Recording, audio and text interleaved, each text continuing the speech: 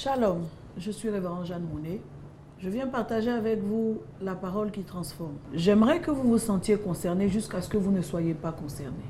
La Bible dit au psaume 101, verset 5, « Celui qui calomnie en secret son prochain, je l'anéantirai. Celui qui a des regards hautains et un cœur enflé, je ne le supporterai pas. Celui qui calomnie son prochain en secret, je l'anéantirai. Et celui qui a des regards hautains et un cœur enflé, je ne le supporterai pas. » Est-ce que vous êtes obligé d'être ami à lui? Est-ce que vous êtes obligé de parler de tout? Est-ce que vous êtes obligé de vous mêler de tout? La question est là.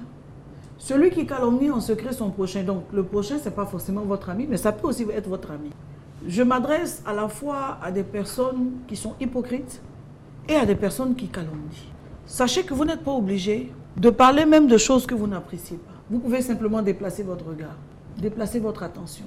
On perd beaucoup de temps à parler de la vie des autres. On perd beaucoup de temps à parler de ce qui concerne les autres. On passe moins de temps à nous occuper de nous que le temps qu'on utilise pour regarder dans la vie des autres et pour parler des autres. Le pire, c'est que ce n'est pas tout ce que nous disons des autres qui est vrai. Il y a plusieurs choses que nous disons qui ne sont pas vraies, qui sont basées sur le faux et qui à la fin de la journée ne sont que calomnies. Mais la Bible dit, celui qui calomnie son prochain en secret, c'est forcément un hypocrite. Parce que ce que vous dites de quelqu'un par derrière que vous n'êtes pas capable de dire au devant de lui ou d'assumer, c'est déjà un acte d'hypocrisie. Et vous êtes plusieurs à blesser. Et vous vous dites, pendant que je parle, la personne n'est pas informée. C'est vrai, la personne n'est pas informée, mais voyez-vous, le Seigneur dit, je l'anéantirai. Ça veut dire simplement que plusieurs personnes sont victimes de certains problèmes qui sont la conséquence, n'est-ce pas, du fait qu'elles ont dénigré, calomnié des personnes à leur insu, donné de fausses informations à des personnes à leur insu, que le Seigneur s'en est rendu compte et que le Seigneur s'en est pris à elle. La Bible poursuit pour nous dire, la parole de révolte du méchant pénètre au fond de mon cœur. La crainte de Dieu n'est pas devant ses yeux. Il existe aussi des personnes qui révoltent les autres ou d'autres personnes contre un tiers. Admettons que vous n'aimez pas la tête d'une personne, vous vous sentez l'obligation de monter les autres, de les manipuler pour les éloigner. Cela n'est pas bon devant Dieu. Cela n'est pas juste devant Dieu. La parole des révoltes, c'est la parole qui pousse quelqu'un à donner dos.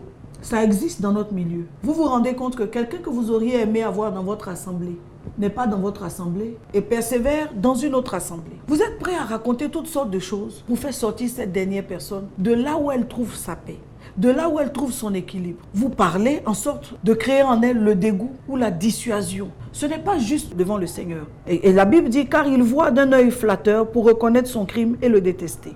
Les paroles de sa bouche sont fausses et trompeuses. Pour terminer mon exhortation, j'aimerais parler à tous ceux qui écoutent. Vous aussi, vous avez votre part de responsabilité parce que vous n'êtes pas obligé de tout écouter. Vous n'êtes pas obligé de prêter attention à tout ce qu'on vous dit. Vous n'êtes pas obligé de vous plier à tout ce qu'on dit. Vous avez un jugement. Vous avez un sens d'appréciation. Vous avez un sens d'analyse. Vous avez une jugeote. Vous savez réfléchir et donc vous pouvez réfléchir et vous pouvez analyser et discerner. C'est de votre responsabilité de dire 1, je ne veux pas écouter. 2, j'ai écouté mais ça ne m'intéresse pas. 3, j'ai écouté mais je pense que si tu veux vraiment reprocher quelque chose à quelqu'un, dis-le lui en face. En somme, parlons pour construire, parlons pour bâtir, évitons de détruire. Même si les personnes que nous détruisons ne le savent pas, Dieu nous entend et Dieu nous voit et il finira par nous juger. Que Dieu vous bénisse et surtout, évitons de détruire, évitons de calomnier, évitons de parler pour révolter, évitons de diviser, évitons de parler pour créer le doute ou de fausses paroles.